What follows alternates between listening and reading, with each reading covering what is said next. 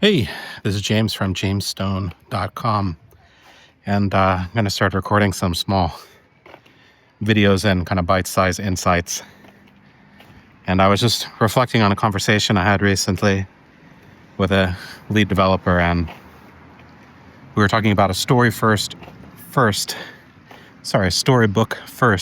approach to websites, web apps, however you want to think about it. It's a quite loaded term, but what does it mean? I think the first thing to think about is, like Brad Frost talks about, this differentiation of the front of the front end and the back of the front end. And I think we can think about the front of the front end being everything in the browser that the user is touching.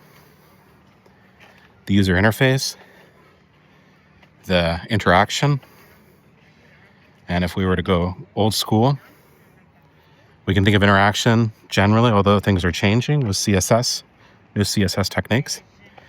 Anytime the user clicks on something and there's some sort of change in the interface or reaction. This is what I think of the front of the front end. Some people call it styling.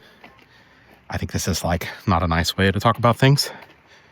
It's kind of diminishing the work that's involved to create a professional quality user experience.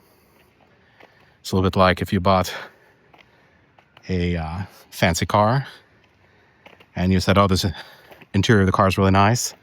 And you said, yeah, that's just some styling that somebody did. It's not. It's engineering. And it's difficult to get it right. And what's the back of the back end? So we can think of this as all modern frameworks or libraries like React, Vue, Angular. You can think of it as like data plumbing, the data, basically everything that runs the UI, the business logic. We can think of that separately and actually as being part of the back of the front end. So what is Storybook first? What problem does it solve?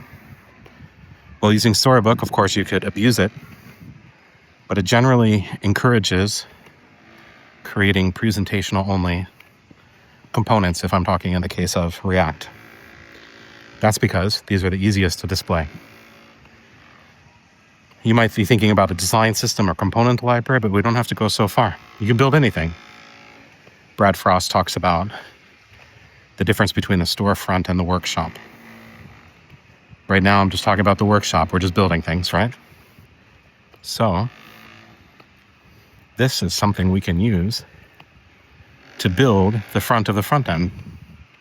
And what's nice about it is we can decouple it, meaning to completely separate it from what happens in the back of the front end. This allows us to look at it, visualize it, see it in different browsers, test it, click it, do everything that we might think to do. And what do you think? Is a storybook first approach a thing? Does it sound interesting for you? Do you think it could help in your team's development experience? Love to hear from you in the comments.